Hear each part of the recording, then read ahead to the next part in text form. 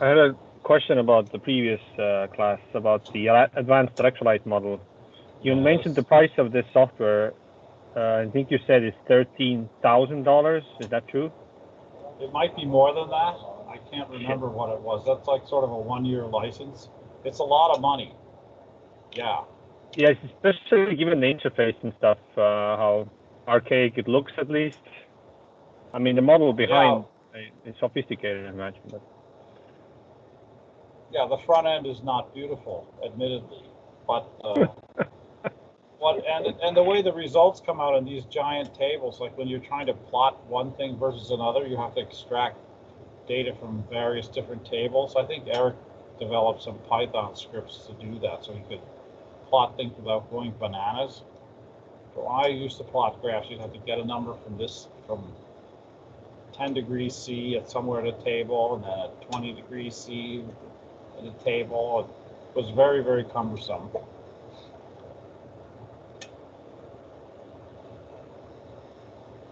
wow. Okay. Yeah.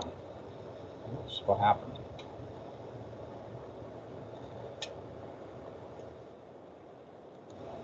What do you guys see at the moment? Do you see my PowerPoint? Yes.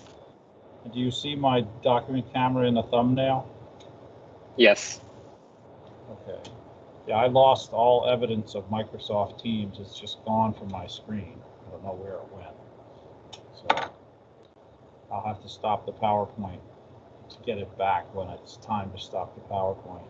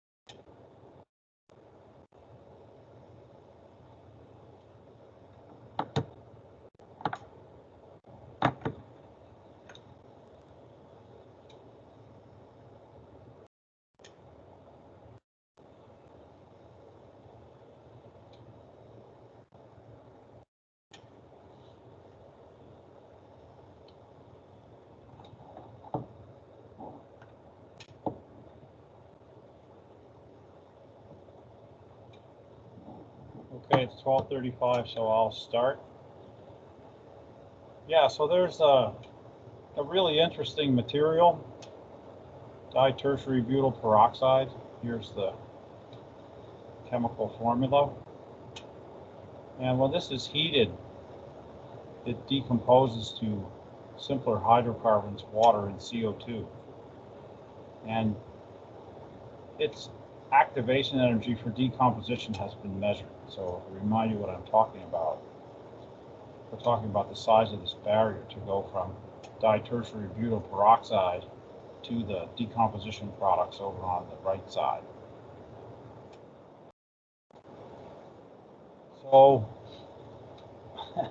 what I want to do is consider what happens when a container of ditertiary butyl peroxide is heated. Well, there's going to be heat generated within the container by the decomposition of the material, and that's going to raise the temperature of the container above the ambient temperature. And then the walls of the container touch the environment, which is air at some temperature, and the heat will be transferred from the walls of the container to the environment by Newton's law of cooling. So you might wonder, what relevance does this have to a lithium-ion battery safety problem? Well, lithium-ion batteries generate heat within the container, through the reaction of the charged electrode materials with the electrolyte at very high temperature. And then the way that they cool is by heat transfer from the cell walls to the environment. So considering ditertiary butyl peroxide in the container has relevance to lithium-ion cells. So how do you figure out the heat that's generated by the decomposition? So we talk about something called the fractional degree of conversion of reactants into products, and that's given the symbol U. So at the beginning of the reaction, U is 0 because there has been no conversion of reactants into products. And at the end, when everything is decomposed, U equals 1. Okay. And then you talk about how much heat is produced per unit mass of the reactant when it all converts to products. So this big H is the heat per unit mass for delta U equals 1. And then what we care about is the heat that's being reduced per unit time and per unit mass. That's the power per unit mass, which we call P. Okay. So P is a function of temperature and the fractional degree of conversion. It's equal to H, the heat per unit mass, times the rate of change, the heat per unit mass for delta U equals 1, times the rate at which U is changing with time. So H du dt. And then what we say is that the reaction kinetics follows what are called first order reaction kinetics. So du dt equals the Arrhenius factor, so frequency factor times the Boltzmann term, and then times a factor that tells you how much of the reactant is left. Because if there's no reactant left, there should be no heat being produced, and the amount of heat that's being produced at any time should be proportional to how much reactant is there. So as the reactant gets converted to products, as U increases, this 1 minus U becomes smaller. So what you see here is called first order reaction kinetics. And this describes the decomposition of ditertiary butyl peroxide very well, as I think we'll see later on in this lecture. And then you have to worry about the power that's transferred to the environment. Okay, so Newton's law of cooling is very simple. It says that the power that's lost, or the heat that's transferred per unit time from the container to the environment, goes like a constant H, which is called the surface heat conductivity. It has units of watts per centimeter squared Kelvin. You multiply by the surface area of the container, surface area A, and then it depends on the difference in temperature between the container walls and the environment.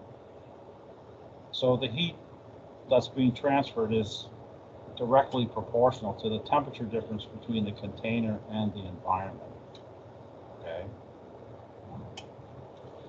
So now we know the rate at which heat is being generated within the container and the rate at which heat is being transferred from the container to the environment. And our goal is to calculate the temperature of the container as a function of time. So what do? We put everything together. So if you've taken first year chemistry, you'll know that the heat that you need to input into a material of mass M having specific heat small c to raise its temperature delta T is given by this very simple equation.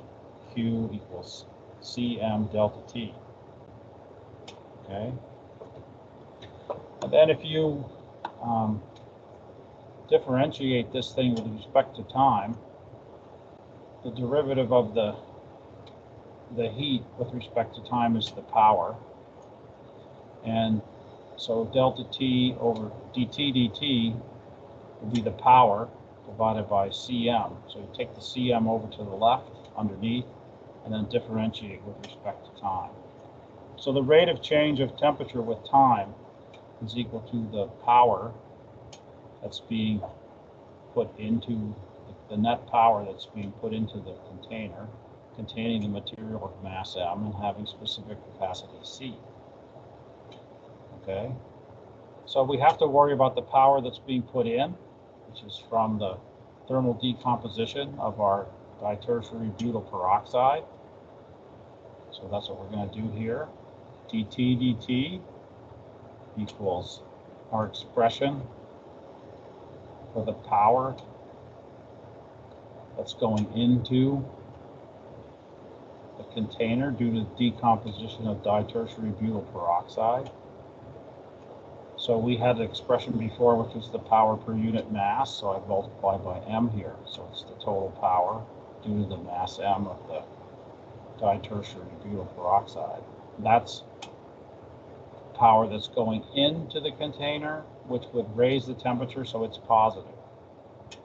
And then we have the heat that's being lost due to transfer to the environment by Newton's law of cooling.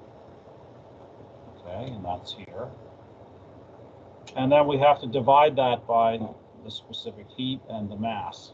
So we have the power divided by the specific heat and the mass. So it's a very trivial equation to write down based on slides 8 and 9. So now let's consider ditertiary butyl peroxide put in a cylindrical container. So a cylindrical container could be, like a 1 liter glass jar that chemicals are supplied within. Okay. And what you have to do then is figure out the mass of the material that fits in a cylindrical container of radius r and length L. And you need the surface area of a cylindrical container of radius r and length L. I've assumed that there's no heat transfer out of the ends of the cylinder, just through the cylindrical walls. And then you get this very simple equation here. Going from the top line to the bottom line is very simple. You just put in 4 pi r squared for the radius. To get the mass, you take 4 over 3 pi r cubed times the density, and you just work things out and see what you get. And H is the surface heat transfer coefficient. Okay, so let's see what happens. So, using literature values for the various parameters, you can see what happens to ditertiary butyl peroxide in a 1 liter, 10 centimeter radius bottle. So if you put the bottle at 20 degrees C, its temperature remains stable over time, and 1 minus U, which is, U is the fractional degree of conversion. So if U always stays at 0, meaning there's no reaction, no conversion of reactants to products, then 1 minus U will always be 1. So this means a bottle of ditertiary butyl peroxide sitting at 20 degrees C will be stable for a long period of time. This is a logarithmic time scale. So 10 to the 5 seconds is a day, right? 100,000 seconds is about a day. So this is 10 days, 100 days. So very little decomposition at 20 degrees C. If you put the bottle at 50 degrees C, the temperature of the bottle doesn't increase above the ambient significantly, but slowly over time, this stuff is decomposing. Okay, so the rate of heat generation within the bottle is smaller, then the rate at which heat can be transferred away from the bottle, and the temperature doesn't do much. And then if you take a look at what happens if you put the bottle at 70 degrees C, you see that there's a temperature rise, and that's because the chemically generated heat is greater than that which the bottle can radiate away at the beginning. But then you start converting reactants into products, and you start to see the temperature drop because the amount of heat being generated is less. So this is why when you receive chemicals from some suppliers, they say they need to be refrigerated because, you know, they decompose at appreciable rates as the temperature goes up. Now, what's really interesting is to see what happens if you put the same chemical in a bigger container. And before we do that, does anyone have any questions about what's happening here?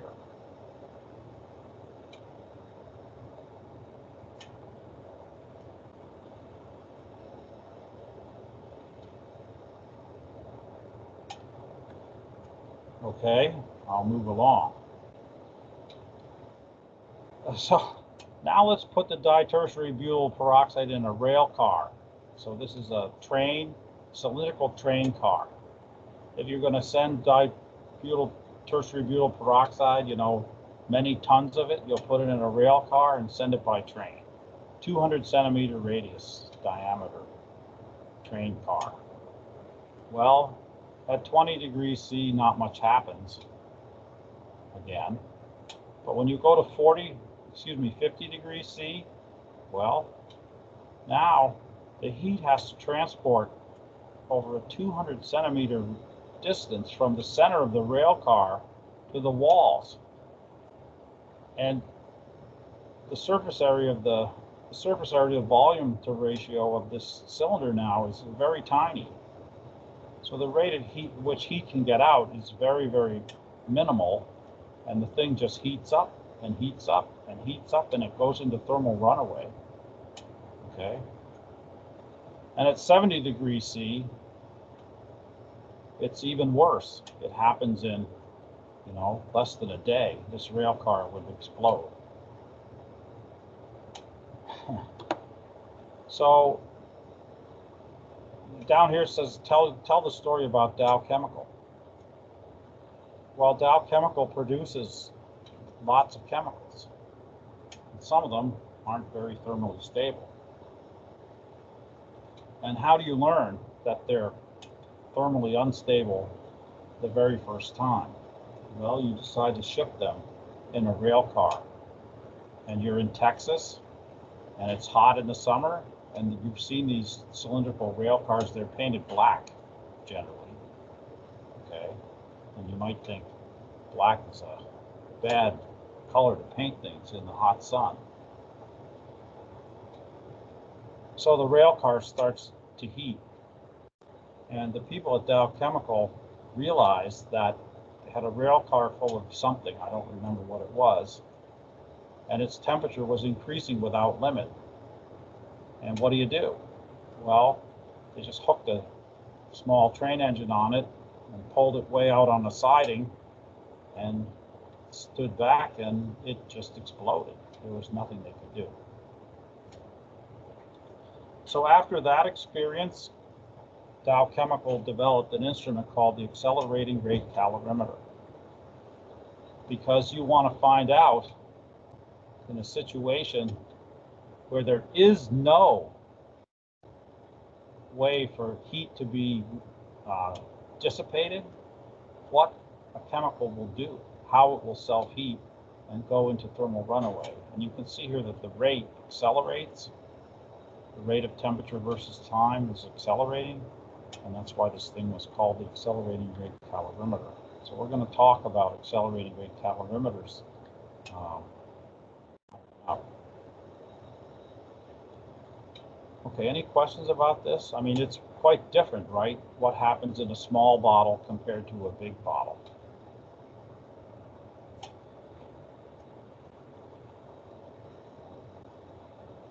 And this may explain why it's impossible to buy some chemicals in large bottles. You can only buy them in small bottles.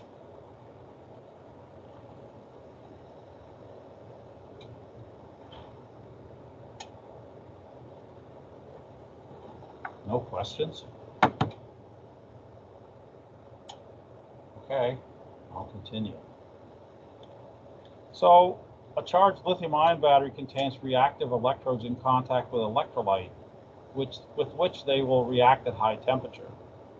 And what we've just learned about exponentially activated reactions in thermal runaway is important for lithium-ion batteries. And although both electrodes of the lithium-ion battery are important, we'll only have time to talk in detail about the positive electrolyte reaction. And it says write the reaction down, so I'll do that. So I'm going to stop presenting and go to my document camera. Do you see my document camera? Yep, we do. Yep. Okay. So we'll use lithium nickel oxide as an example.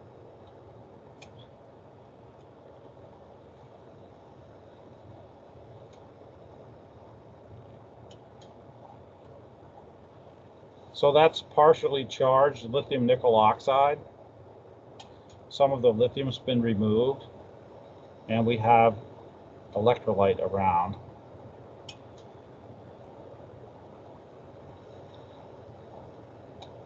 And when this is heated, what happens is lithium nickel oxide is thermally unstable when it has lithium removed. And it wants to be a rock salt related compound which has an equal number of cations and anions. Right now, the number of cations and anions is not the same. You have 2 minus X cations, 1 minus X plus 1. We have 2 anions. So it decomposes to this. Lithium 1 minus X, nickel, oxygen 2 minus X plus X over 2 oxygen. Okay. And then this oxygen reacts with the electrolyte. And this is like bubbling oxygen into a non-aqueous solvent at elevated temperature, which is not a very good thing to do. And this is where the heat comes from. Okay, so it's not as simple as I've described things. You know, this has a propensity at the surface to want to be a rock salt related compound, and the electrolyte is there. It's ready to grab any labile oxygen and react to form combustion products. So the combustion products are CO2 and water. And this is a reaction that is just waiting for heat to set it off. Okay. And all the positive electrode materials are basically like this, except lithium iron phosphate. LiFePO4, when you remove the lithium from it, it goes to FePO4. And this basically does not react with electrolyte at any temperatures up to about 400 degrees centigrade. So it's an incredibly much safer material in a lithium-ion cell than the layered oxides are. Any questions about that? Okay, I'll go back to my PowerPoint.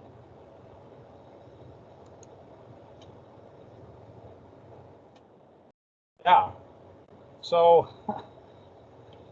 there's a lot of safety tests that are used for lithium-ion batteries. So there's a number of test protocols. There's test protocols by the International Electrotechnical Commission, U.S. Department of Transportation, United Nations, Japanese, what are they called? Japanese Electrochemical Commission or something. all kinds of tests. And Underwriters Laboratories is a U.S. organization, and actually Saad, who's in the class, worked there before he came to be here as a graduate student, so he knows lots about UL battery safety testing and other things that they do. But here, have a look at some of these tests. So, short circuit test.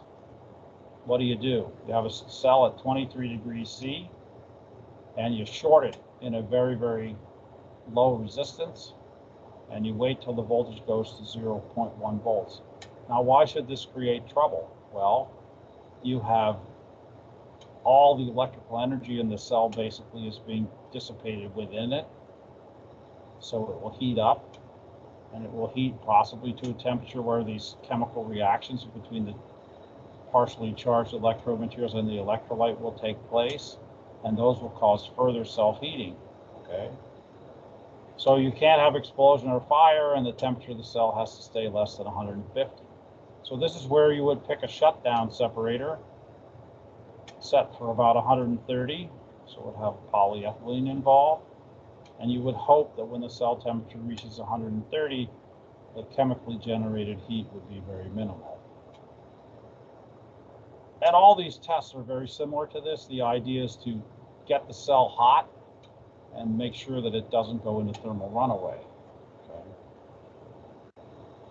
So this one down here called the heating test is similar to what we're going to talk about today. This says heat a cell at 130 degrees C at 5 degrees C per minute, hold it at 130 degrees C for 10 minutes, and return to room temperature and examine. Okay, so this is no explosion and no fire. Saad, do you want to make any comments at this point, just out of curiosity? Sure. So just speaking, I think all these tests are interesting, and I think the behavior also changes. For example, the heating rate, what rate you're heating it at, and what the maximum temperature you're holding these tests at. So there's a lot of variability between your final outcome, and really depends on your protocols, and that really needs to be standardized across I guess that's what we're trying to accomplish as well, to standardize a protocol that can be applied to various type of cells. But yeah, these are all very interesting tests and really fun to watch as well. and yeah, you'll get to see really, I mean, when I used to examine these tests, and I was just shocked, and I was, wow, I didn't even knew these batteries could do that. The amount of heat that is involved and the amount of fire that's expelled, and yeah, it's just really crazy test, basically. Yeah, so the idea is that you can see that the outcome of these tests is supposed to be no explosion, no fire, blah, blah, blah, all this stuff, right? The heating test is really interesting, okay? So where did these UL tests come from? Where did they come from at the beginning? Well, the first company to try to put lithium batteries into the field was Mali Energy. I worked there. And I worked there at the time. And who wrote the tests for UL? We did. Mali Energy, Dave Fouchard was our safety guy, and he was in charge of getting the cells certified for safety. Well, there were no UL tests. So Mali Energy worked with UL to define the tests. And in the early days, the heating test was the following. Have an oven at 150 degrees C, okay? Put the cell into the oven at 150 degrees C, and it had to be safe at 150 degrees C for something like 2 hours, okay? Now this test here, heat at 130 to 5 degrees C a minute, and then hold at 130 degrees for 10 minutes. Well, this is an oven that's heating at 5 degrees C per minute with a cell in it. And what you find out is if you have a thermocouple on the cell, during the 10-minute hold, many cells don't even come up to 130 degrees C, okay? So this is a much, much less stringent test than what used to be here. Put a cell at 150 degrees C and hold it there. Leave it for 2 hours. And how did this test get changed from a more stringent test to this test? It got changed because the large lithium-ion cell manufacturers at that time from Japan could not pass the 150 degree oven test. And they lobbied UL and made the argument, look, the cells just don't get to 150 degrees C because we have a 130 degree shutdown separator in them.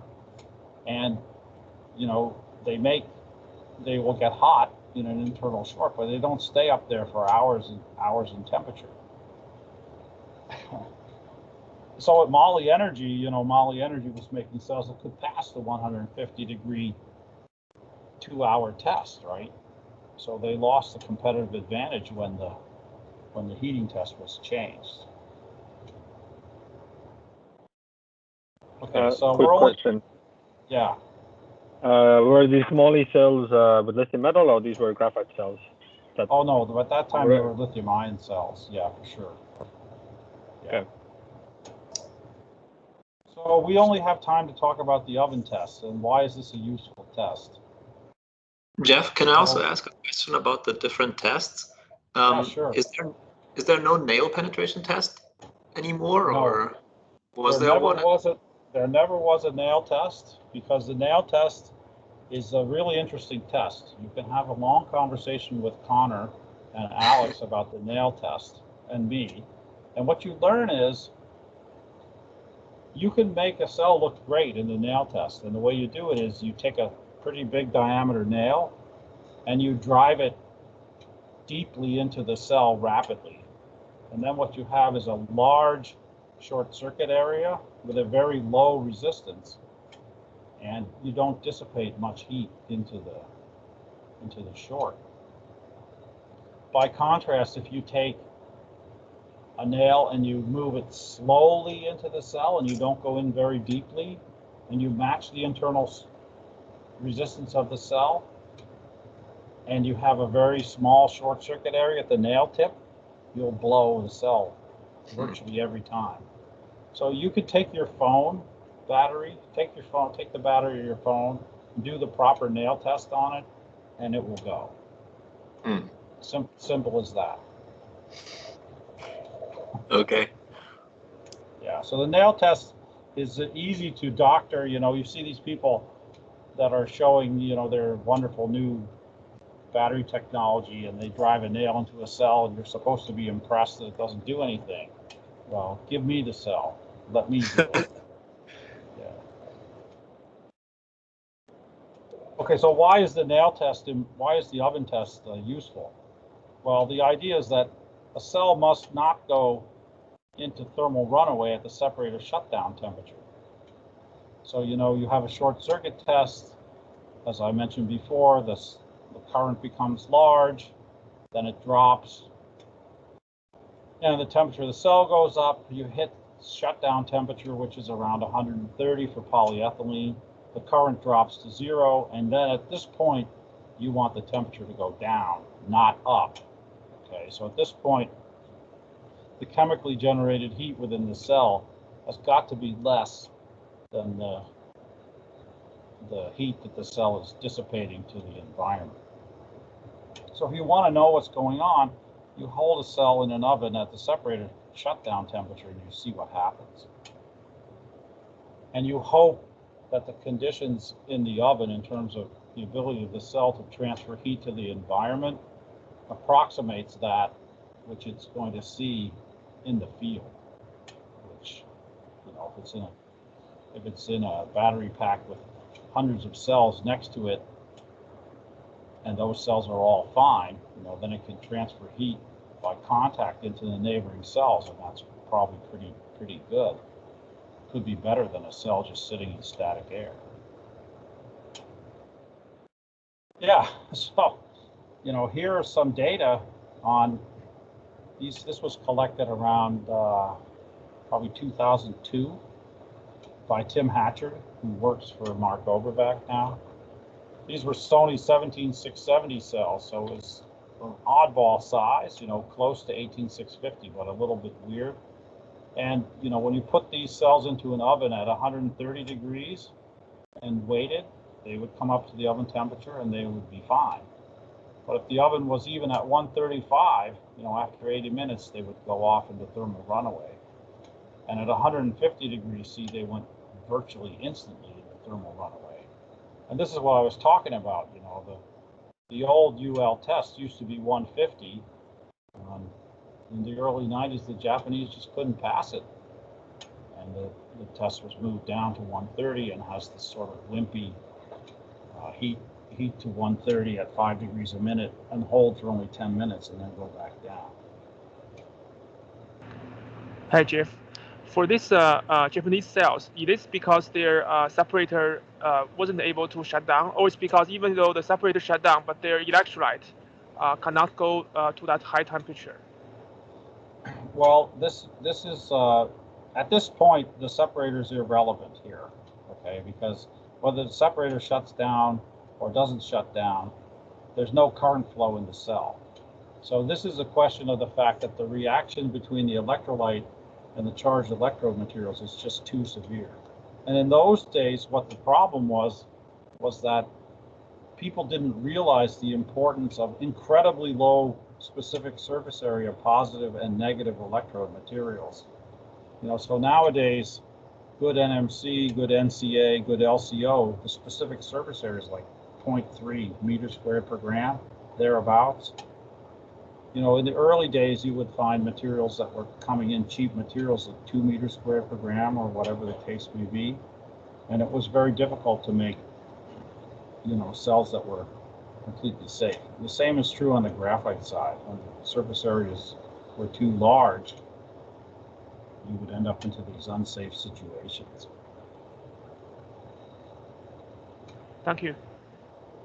I don't know what would happen if you took a large cylindrical cell and you put it into an oven test like this, what it would do. A large diameter cylindrical cell in the traditional or in the UL test at the moment, where you put it in an oven heated at 130 at 5 degrees, heated to 130 at 5 degrees a minute in the open air, like it's never even going to reach 130 degrees C at the core of the cell. There's no way. And then you cool it back down after 10 minutes. So in that case, it gets easier to make a safe cell when it gets big if you don't wait a long period of time. Jeff, I had a question about that. So you've mentioned that if you hold the cell at 130 degrees for 10 minutes, the cell core doesn't necessarily reach the temperature. How long? It's in the oven. It's in the oven, right, at 130 degrees C. Yeah. Yeah, but how long would you expect like a 18650 to take to really reach the right temperature, and how much longer would you expect for like a 2170 or different formats? Well, you can get a feeling for how long it takes things to warm to the oven temperature just by looking at these curves. So these are 17670 cells that are placed into a 130 oven with a thermocouple on their outside. And you can see that, they slowly come up to the oven temperature. It takes, 35 minutes or something to get even flows. The one put it at 150, the surface temperature must have been hot enough to really start to drive it into thermal runaway really, really early. So it takes a while for them to warm up to the oven temperature. And the bigger the cell, the longer it would take. Okay, thanks. Hey, Jeff? What a lot of people do now is they put their cells in a copper block with a cylindrical hole in it, and then they heat the copper block at 5 degrees a minute up to the temperature, just to ensure that the cell is actually getting there. But that's not what is required by the UL test. It doesn't have to be in a hot block. It can be in an oven. You can also use heating tapes as well, I think. Yeah, you could use heating tapes. Yeah. Hey, Jeff? Yeah. Are those so the requirements for all the different safety tests, like the ramping rate, the temperature cutoff, and all of those things, do they change based on the cell format? Like if you have, one of those like new, very large Tesla cells versus a much smaller cell for a different application, do you have to be more strict with the larger cells, or is it the same across all cell formats? I don't know the exact answer to that question. I do know that there's many different UL standards for, cells for phones and single cells and cells in small packs and big modules for EVs. Same is true for other like UN and DOT and stuff like this. I haven't really looked into this for quite a number of years. The last time I looked relatively carefully, I think, was in probably around 2011, so 10 years ago, when I was writing the Handbook of Batteries chapter for the 4th edition. I don't think so. And the formats are included. And in that Handbook of Batteries 4th edition and the 5th edition chapter that I emailed you, there's a lot more description of the different safety tests that are required. And these are only required if you want to get certification by these organizations, right? There's nothing that says you have to have this certification, except if certain customers won't buy anything unless they have this certification, and you can't transport them by road or by air or across a border unless they have certain certifications. So, but if you want to build lithium-ion cells for your own use, they don't have to be certified at all.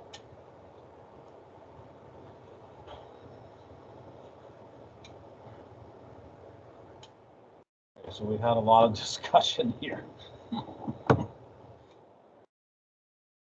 Okay, so now we're going to talk about accelerating rate calorimetry, okay, because we have to know the kinetics of these electrode reactions, the electrode-electrolyte reactions. And if we want to predict what a lithium-ion cell is going to do, just like we did for ditertiary butyl peroxide, we have to know what the electrode-electrolyte reaction kinetics are.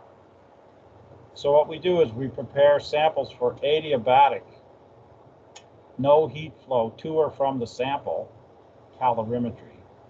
The samples consist of the charged electrode, and in our case the positive, and electrolyte in a welded stainless steel tube.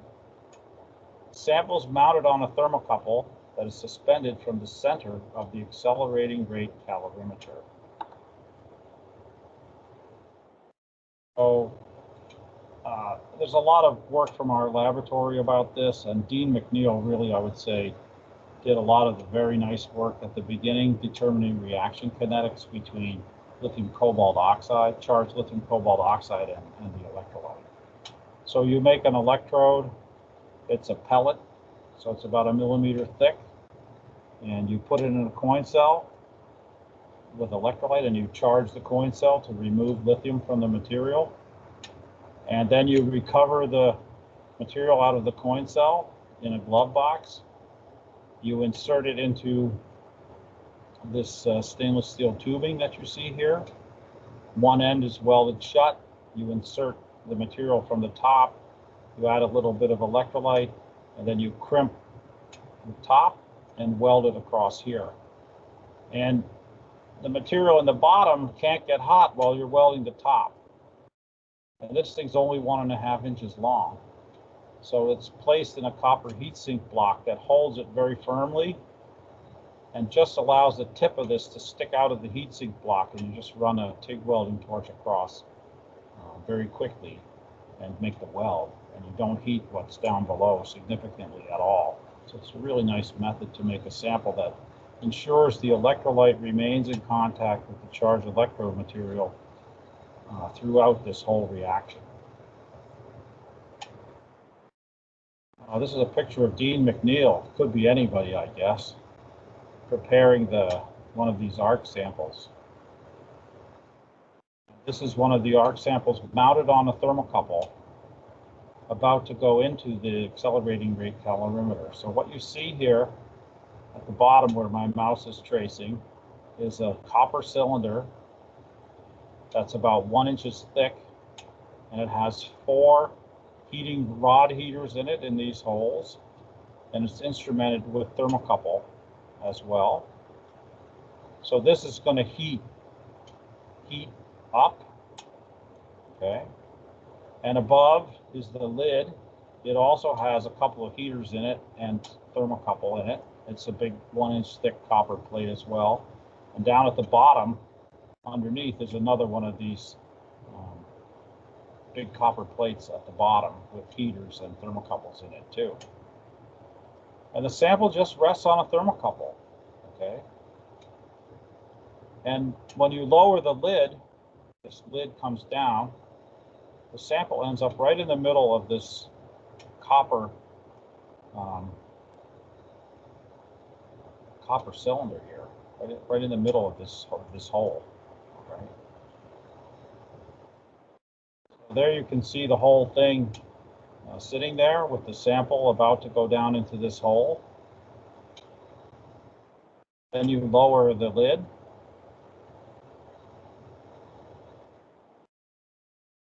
And you close the explosion-proof cell. Okay. So it says here, explain how the accelerating rate calorimeter explains adiabatic conditions. So I'll do that on my document camera. So I'll stop presenting, and you can see my document camera, right? Yep. Okay. So Newton's law of cooling tells you that the power is equal to the surface heat transfer coefficient times the area times the temperature minus the temperature of the environment. There is no heat transfer when 2 things have the same temperature. Okay. So what you do is you have this copper jacket,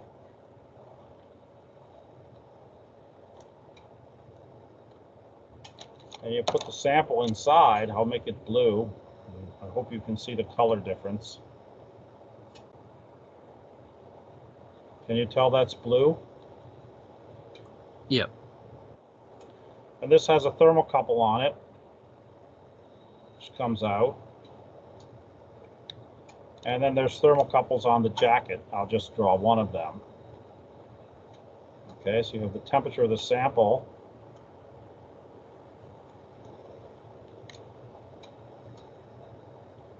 And the temperature of the jacket. Okay.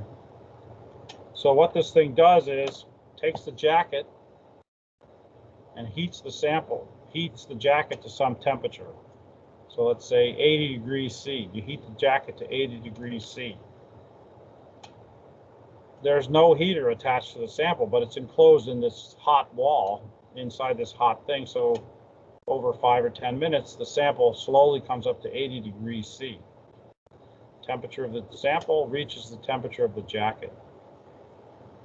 Now imagine if there are some chemical reactions going on within the sample tube that generate heat.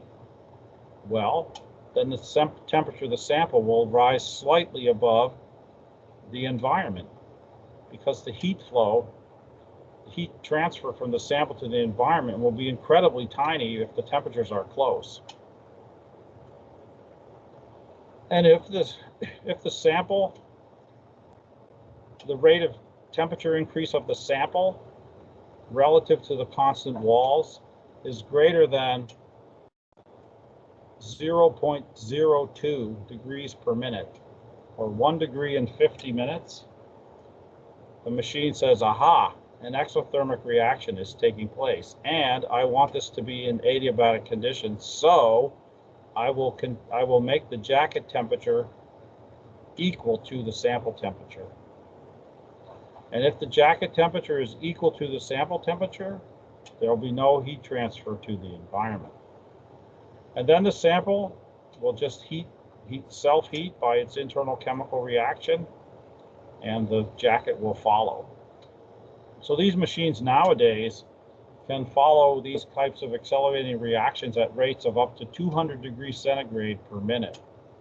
The machine that I have is, the machines we have here can only follow up to about 20 degrees C per minute.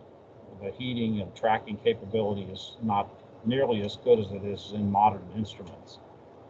Our machines came from about, I don't know, 1990 or something. They're pretty old. Okay, any questions about accelerating rate calorimetry? Yes, so what's the purpose of an adiabatic test? Is that because this is required by authorities, or this is just an easier way of understanding the exothermic reactions in the cells? Yeah, if you want to know the reaction kinetics, this is a way that you can extract them. You know, if there's some heat loss going on to the environment, it's very difficult to figure out what the reaction kinetics are. So this is so that you can determine reaction kinetics and then do predictive modeling of what will happen when a lithium-ion cell is placed at a particular temperature. You know, what will happen to it afterwards. Got it. Yeah, so it's not required. It's if you want to do a sort of scholarly treatment of lithium-ion cell safety and understand it, you know, more or less from first principles. Okay, Wen-Tao. Jeff, the purpose of this tracking of the jacket temperature with the sample temperature is to, once the reaction is triggered, so the only heat or the temperature raise is caused by this chemical reaction, not caused by external heating, right? That's why that's why it's designed in a way that the jacket has to track the temperature of the sample. That's correct. You know, and I didn't describe what happens if you put the sample at 80 degrees C and there's no significant measured increase in temperature.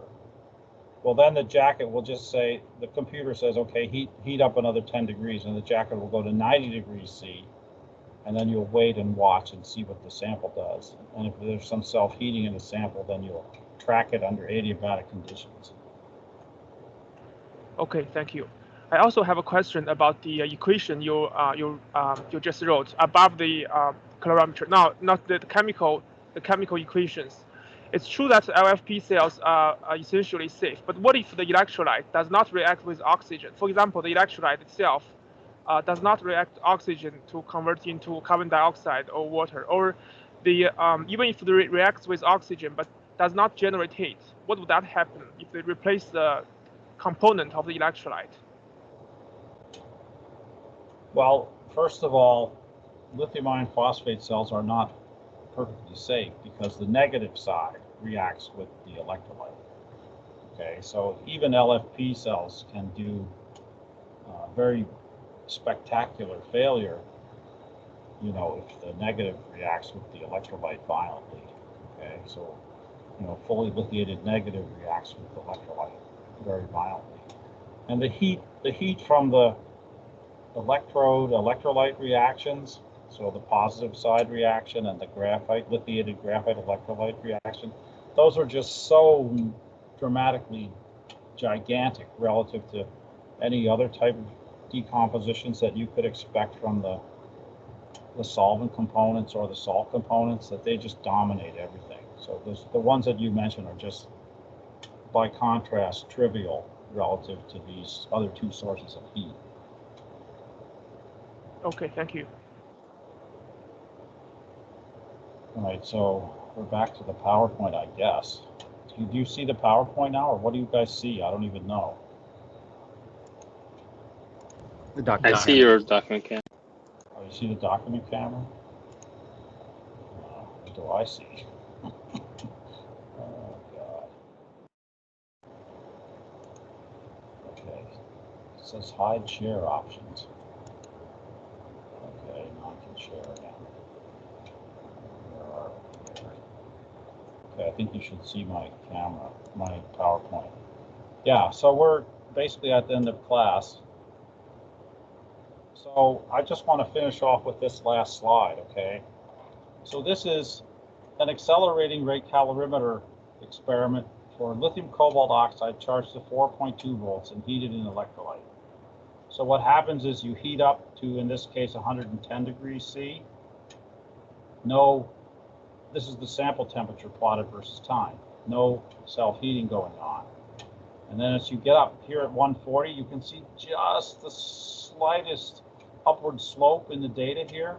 And that slope would be considered less, it would be measured to be less than 0.02 degrees C per minute. So then it heats up to 150, and then you can see there's a very nice self-heating reaction that takes place into thermal runaway. Okay. And it's called accelerating rate calorimeter because this rate accelerates, right? And from the shape of these curves, you can figure out what the reaction kinetics are. And we'll do that for lithium cobalt oxide in the next lecture, and then we'll figure out how to incorporate that into a model for lithium ion cells to describe what happens to them in the oven test due to these reactions that take place. Okay, so any questions about this?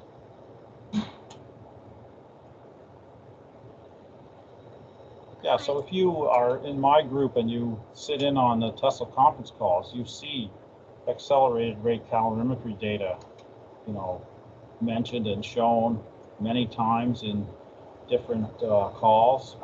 And Inez is measuring this type of thing at the moment. Honggang is measuring this kind of thing.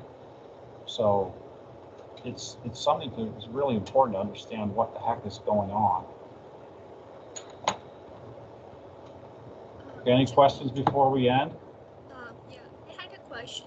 So in a real cell, there must be... Can you speak up a little more? Sure. So I had a question that in a real cell, there must be some passivating layer forming on the cathode side. So when we make these arc samples, is that passivating layer like with the powder, or like this temperature is going to be lower than what we observe in real cell for thermal runaway? Yeah, this is a very good question. So we really try to ensure that the electrolyte that's touching the positive electrode is the same as that in the cell. So you would, prepare the sample in a particular electrolyte and then do the accelerating rate calorimeter study in the same electrolyte. Okay, and like you say, there's an interface film on the positive, and at room temperature, it is what it is. And in a cell that's in an abusive condition, the temperatures get hot, and maybe that interface film changes. And just as in this accelerating rate calorimeter experiment, the interface will change as you heat it up. So many times what we do, Divya, is, here you can see that thermal runaway starts at 150 degrees C. And to be sure that there's nothing, you're not changing things by all these 30 or 40 minute waits at these intermediate temperatures, you can just force the sample directly to 150. Once you know where the exothermic reaction is, you force it to 150 and you compare the two, okay? And if they're the same, you can conclude that, all this intermediate waiting didn't really change the reaction kinetics very much. I see, thank you. Okay, any more questions before we stop?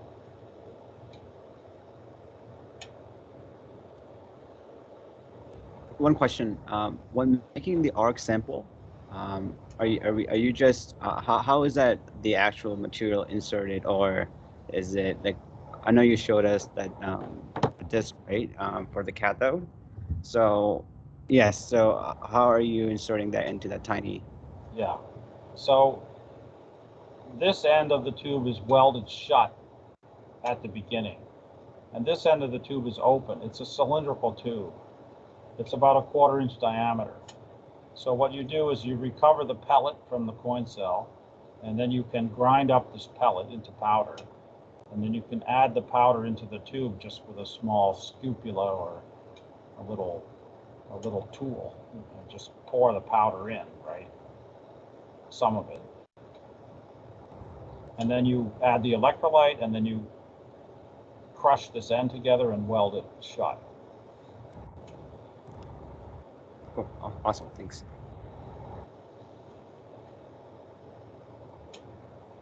All right. We'll see you folks on Friday. Enjoy your week.